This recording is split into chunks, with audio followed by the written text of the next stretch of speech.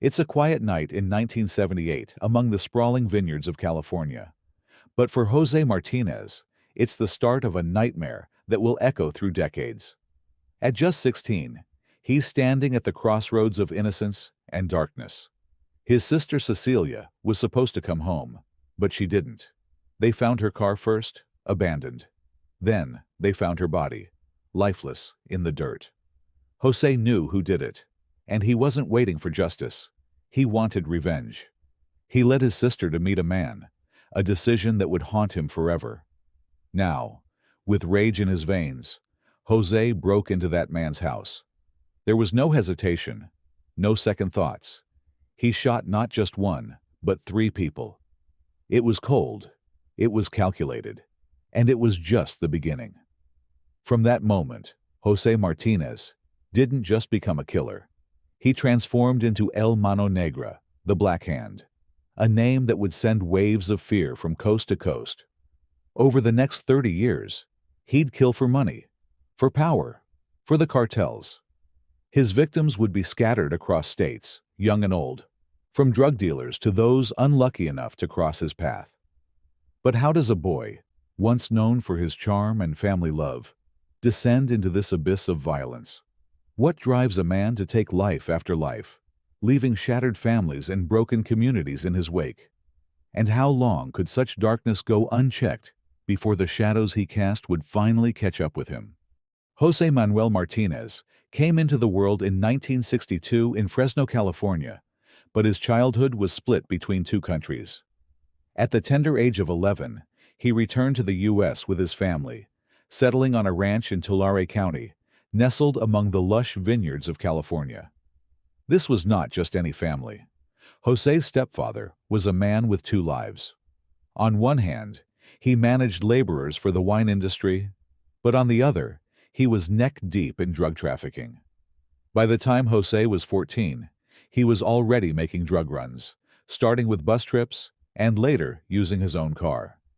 His dual heritage gave him an edge, allowing him to move under the radar of both Mexican and American authorities.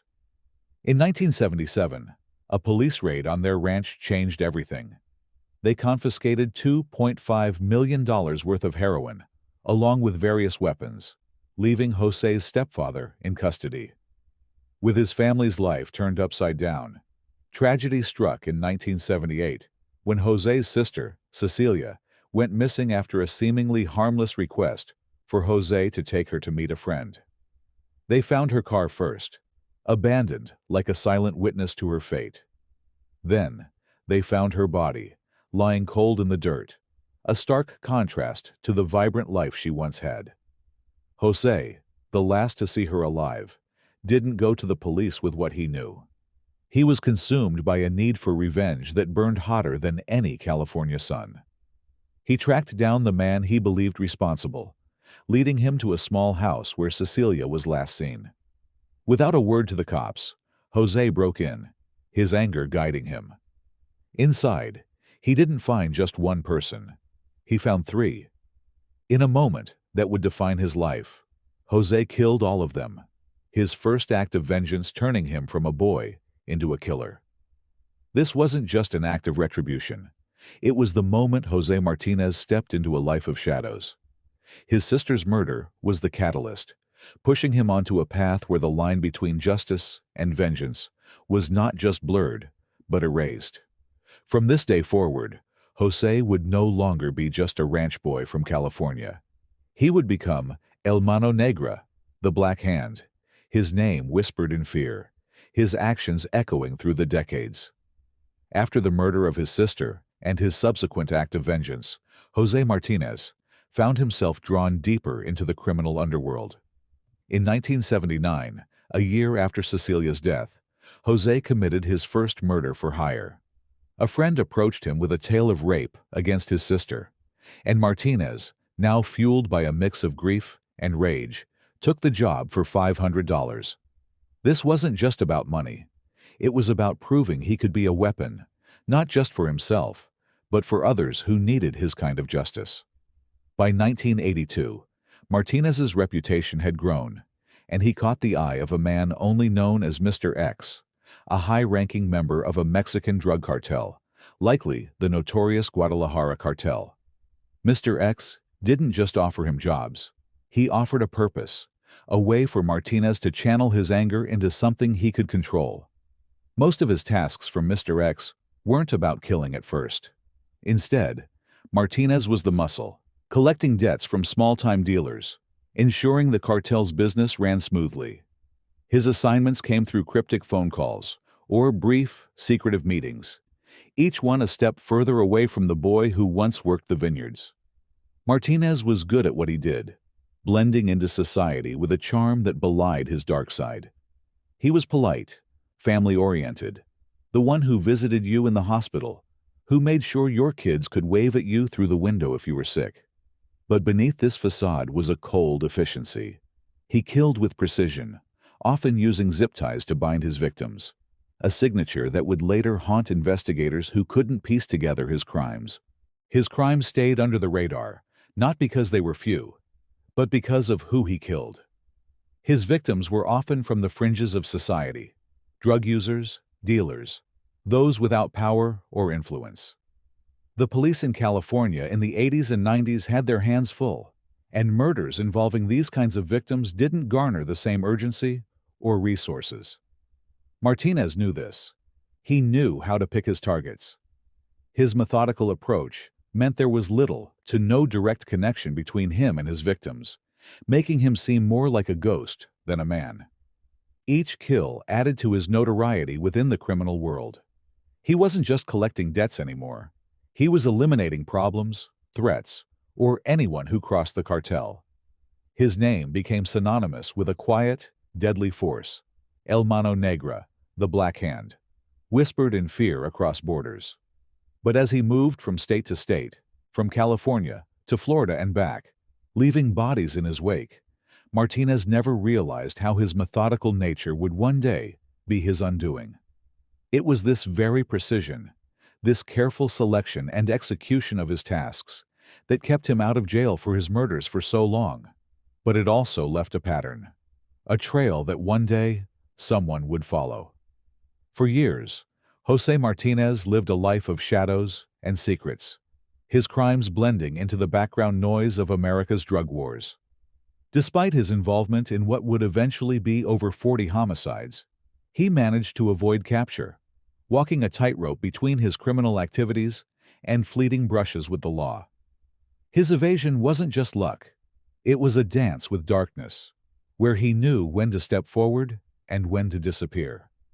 Martinez was arrested several times, but always for lesser crimes related to his drug courier activities, never for the murders he committed. In 1990, he was jailed for drug trafficking, but his name appeared in homicide files going back to 1979. The police knew about him, but connecting the dots seemed like trying to catch smoke. How could one man be bad luck for so many murder cases without ever being caught? One of the most telling cases was in November 2006 in Florida. Martinez flew down to deal with Javier Herrera, a 20-year-old accused of stealing 10 kilograms of cocaine. Herrera was just a kid, but in Martinez's world, he was a problem. Martinez, ever the predator, watched Herrera for days.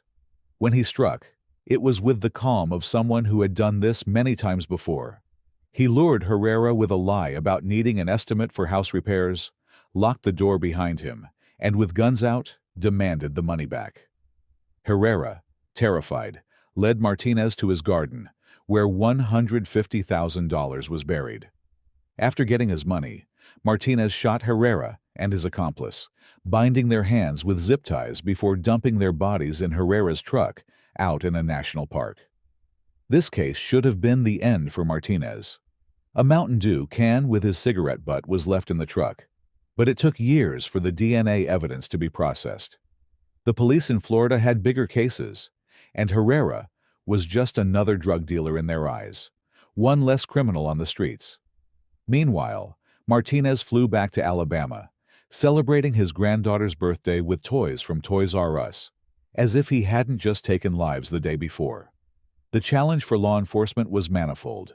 Martinez's victims were often seen as expendable by society, their deaths not stirring the public or demanding immediate action.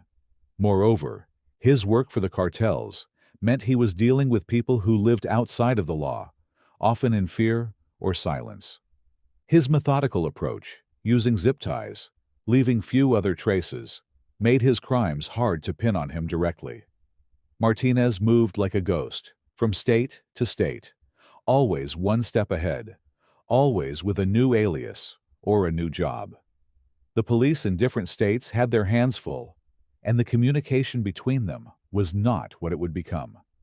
It would take a combination of time, technology, and a bit of luck for the law to finally catch up with him.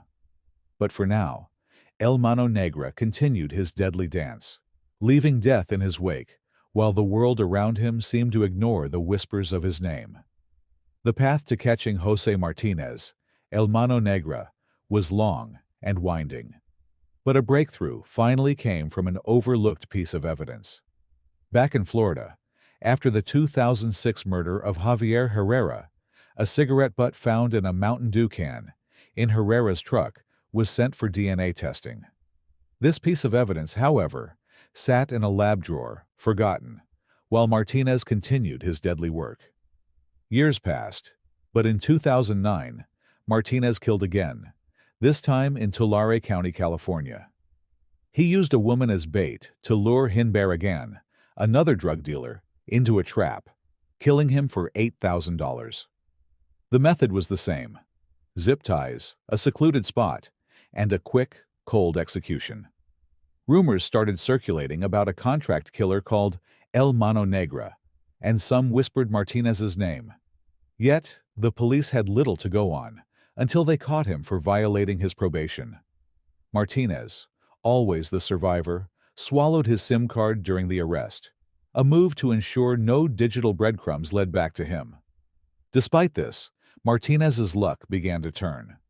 After serving time for probation violation, he walked into the Tulare County Sheriff's Office, not to confess, but to demand his car back. In a twist of fate, he agreed to answer questions, hinting at his ties to a drug cartel in Guadalajara. A lie detector test suggested he was deceptive when denying any involvement in Barragan's murder, but without solid evidence, Martinez walked free once more. The real turning point came with the reopening of the Herrera case. In 2013, the lab finally processed the cigarette butt from 2006, and the DNA matched José Manuel Martinez. This was the break they needed. Detective T.J. Watts in Florida connected the dots, realizing Martinez's modus operandi matched several unsolved cases involving zip ties in his jurisdiction. Watts reached out to California, where Martinez was known but never conclusively pinned for murder. As this investigation brewed, Martinez was already on his next job.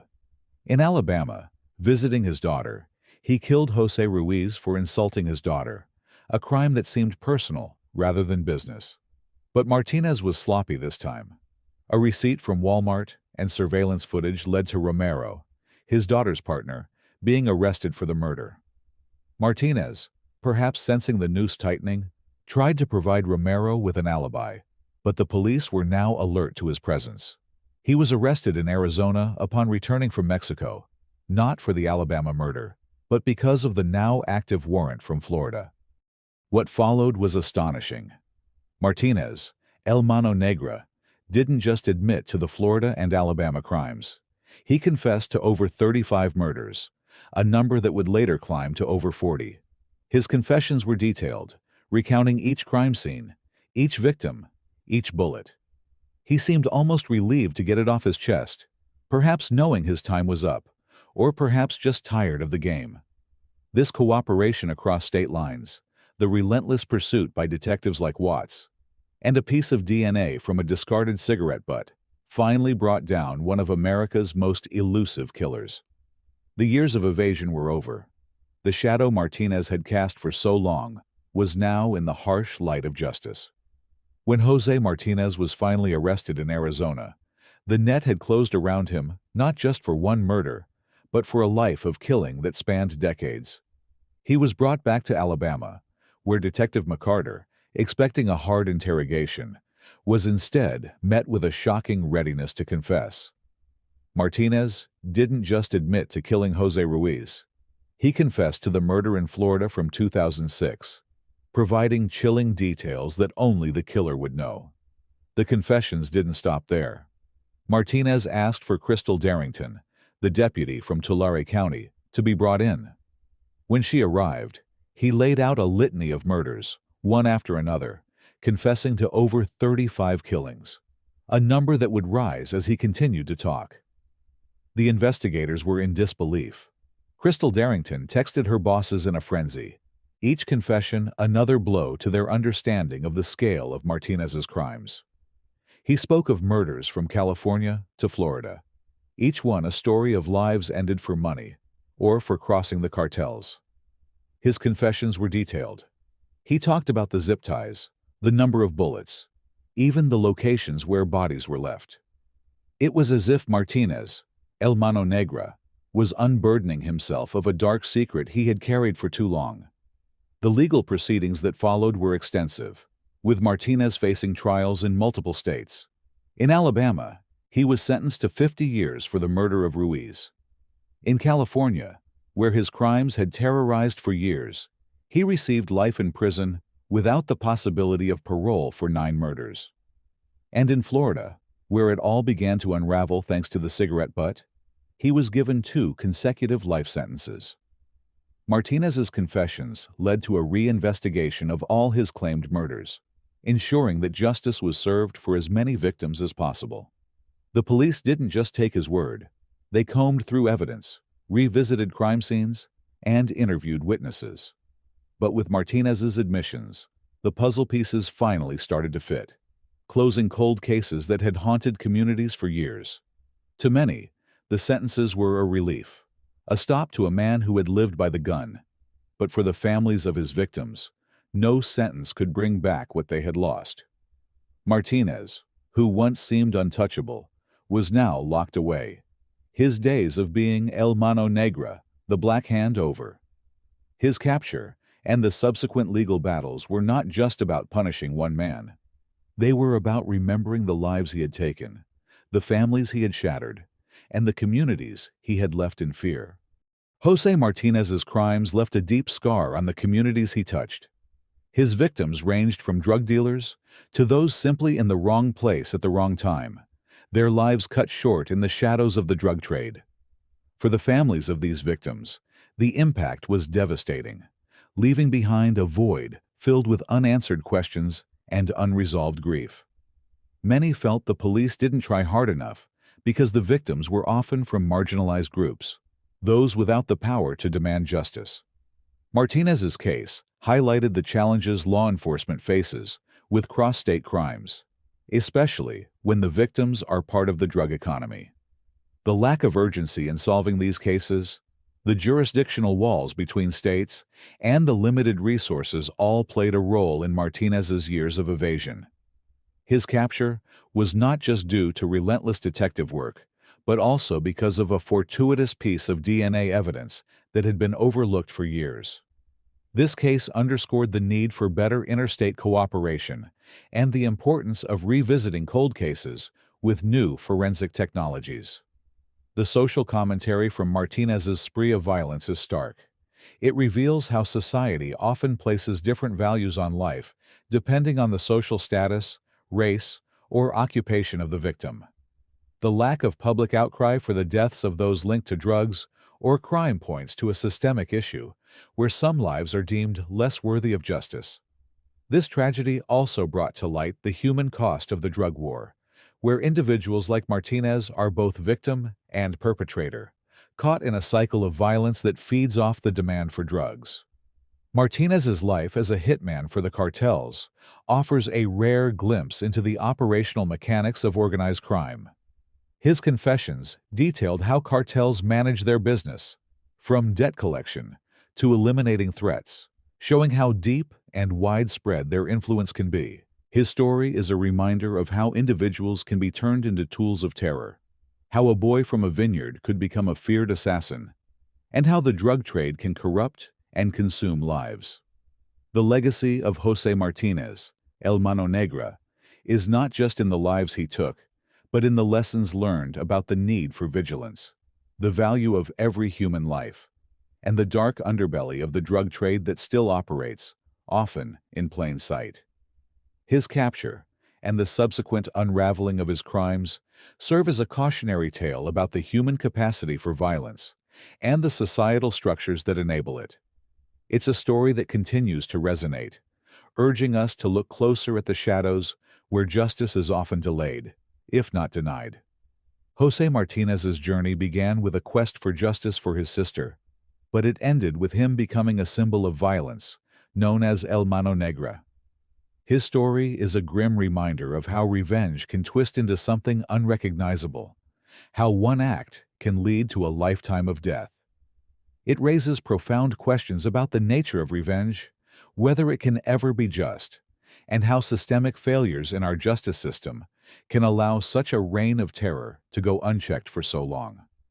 Martinez's life forces us to confront the dark side of human nature and the societal structures that either fail to prevent or unwittingly enable such violence. What do you think about José Martinez's story? Can revenge ever lead to justice, or does it only breed more violence?